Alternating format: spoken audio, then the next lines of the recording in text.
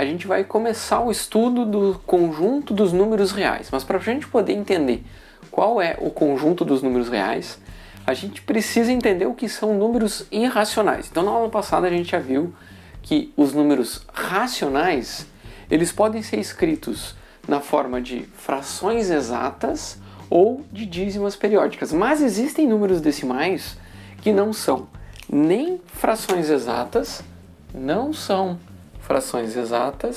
nem dízimas periódicas. E aí, que números são esses? Então, são números que a gente não consegue escrever na forma A sobre B. São números irracionais.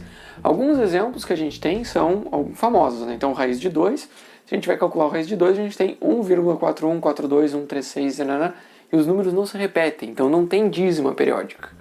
O π, 3,14, 15, 92, 6, ele não se repete, ok? Infinitos algarismos que não se repetem. A gente também tem qualquer número que tenha infinitos algarismos que não se repetem. São números irracionais, ok? Porque a gente já viu que existe um método para transformar as frações exatas na forma A sobre B, e também existe um método um pouquinho mais complicado, mas também é possível a gente transformar as dízimas periódicas na forma A sobre B. Agora, números irracionais a gente não escreve na forma A sobre B, por isso que eles são chamados de irracionais. Ok, vamos ver, por exemplo, além desses aqui que a gente citou, todo número escrito como raiz de P, sendo P primo positivo, é irracional, ok? Então, todo número raiz de P, aqui a gente vai ter, por exemplo, né? A gente tem a raiz de 3, né? O raiz de 5, raiz de 11, sempre vão ser números irracionais. Outra forma de obter números irracionais é fazer o seguinte: a gente pega um número irracional, um alfa, e pega um número racional, qualquer número irracional, alfa, e qualquer número racional, r. Então, se a gente fizer combinações do tipo alfa mais r, alfa vezes r, alfa sobre r, ou r sobre alfa, também vão ser irracionais. Como assim? Vamos ver, por exemplo.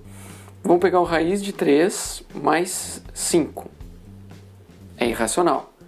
A gente pega o raiz de 2 vezes 1, vezes 8. É irracional.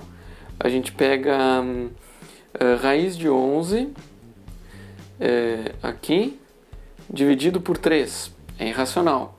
Vamos ver, por exemplo, 8 dividido por π. Também é irracional. Assim por diante. Então, sempre que a gente fizer combinações dessa forma, entre um número que a gente sabe que é irracional e outro pode ser que é racional, sempre vai dar um irracional. Agora que a gente já sabe qual é o conjunto, quais são os números irracionais, a gente consegue definir o que é o conjunto dos números reais. A gente vai usar esse símbolo aqui, ó, que é o R com duas perninhas, para representar o conjunto dos números reais. E os números reais vai ser composto, né? Esse conjunto vai ser composto por todos os racionais. Então, olha só, todos os racionais significa que o conjunto dos números racionais ele está contido dentro dos reais. Ou seja, os racionais, o conjunto dos racionais é um subconjunto, né? É um subconjunto dos reais. Beleza? E além dos racionais, todos os irracionais. Então, olha só.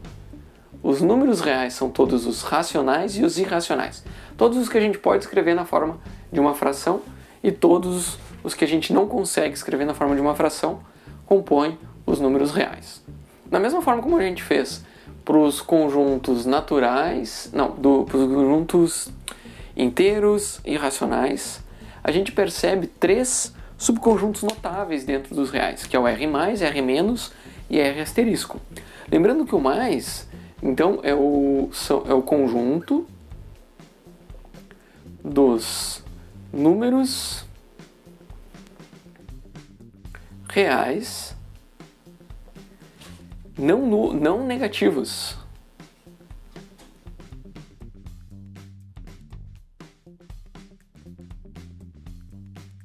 Porque aqui inclui todos os positivos e o zero. Então, são os não negativos. Aqui, da mesma forma, são os não positivos, né? Dos números reais não positivos. Porque a gente pega todos os negativos e inclusive o zero. Então a gente tem os não positivos com o menuzinho aqui. E por último, o asterisco é o conjunto dos números reais não nulos. Porque a gente inclui todos os positivos, todos os negativos e a gente só exclui o zero, ok?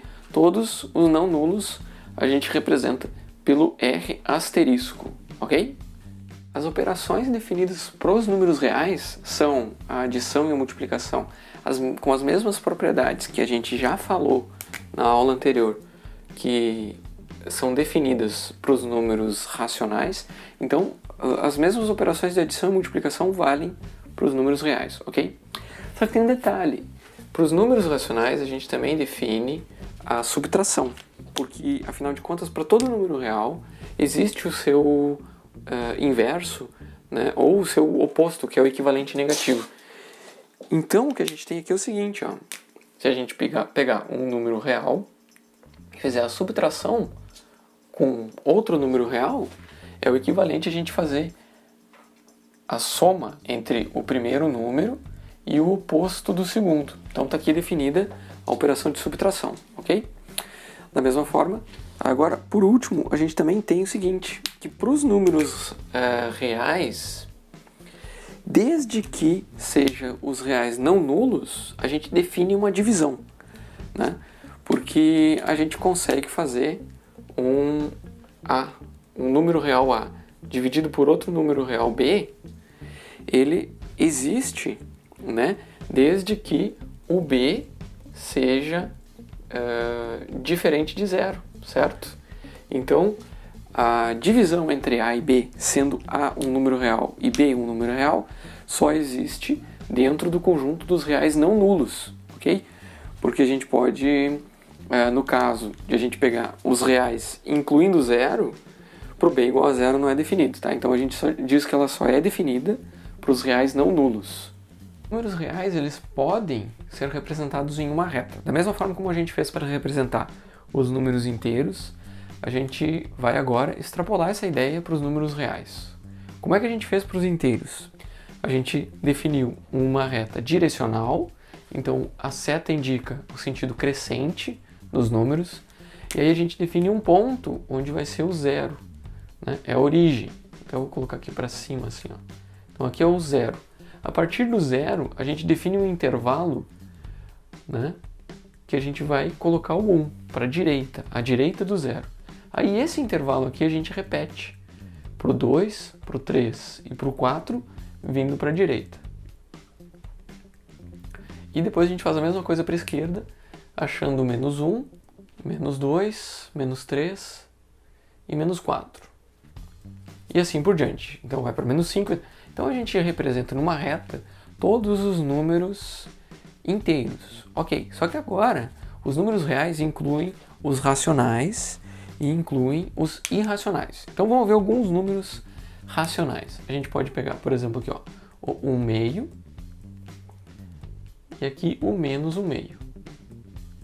A gente pode pegar aqui, ó, o 3 meios. E a gente pode pegar outros valores. Por exemplo, eu posso pegar o menos 4 terços, é um pouco além do 1. Menos 4 terços, um pouco à esquerda do menos 1, né? Porque está entre menos 2 e menos 1, mais próximo do menos 1. A gente tem o menos 5 terços, mais ou menos por aqui, né? Aqui. A gente tem outros valores, a gente tem o menos 5 meios aqui. Então a gente vai preenchendo a reta com valores de números racionais. Mas ainda assim, a gente não consegue preencher tudo. Tá? Vou colocar aqui, ó, o 9 quartos. Né? Então, olha só, por exemplo, entre o 1,41 e 1,42 existem muitos números. Ali no meio, por exemplo, existe o raiz de 2. Então a gente pode colocar aqui, ó, o raiz de 2, que é 1,4142 e assim por diante, que é um número irracional.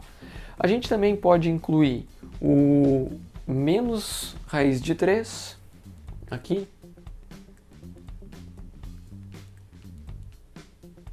Então a gente pode ter os negativos, os positivos. A gente pode ter aqui, ó, o π. Ok? Então a gente pode ter tantos números inteiros quanto os racionais e os irracionais. O fato é que quando a gente pega todos os inteiros, todos os racionais, lembrando que os inteiros são um subconjunto dos racionais, pegar todos os irracionais, a gente preenche completamente a reta, ok? Então toda a reta, né, ela é preenchida pelos números reais. Por isso que a gente chama a reta completa como reta real ou reta numérica. Então todos os números reais estão representados pela reta, ok? Além disso, a gente tem a seguinte situação: os números na reta, eles são ordenados. O que isso significa? Se a gente pega um número A qualquer, um número real qualquer dentro dessa reta, ele define a divisão entre dois conjuntos. À direita do A, todos os números à direita do A são maiores do que A. Então, olha só, a gente pode ver aqui, ó, todos os números à direita do A, eles são o conjunto dos valores de x pertencente aos reais, tal que x é maior do que A. Ok? Então, todos os x maiores do que A estão representados à direita do A. Isso para qualquer valor de A. E todos os x menores do que A formam um conjunto dos x pertencentes aos reais, tais que x é menor do que A. Ok? Então, todos os números à esquerda são menores do que A, todos os números à direita de A são maiores do que A. Por isso que a gente diz que os números na reta são ordenados.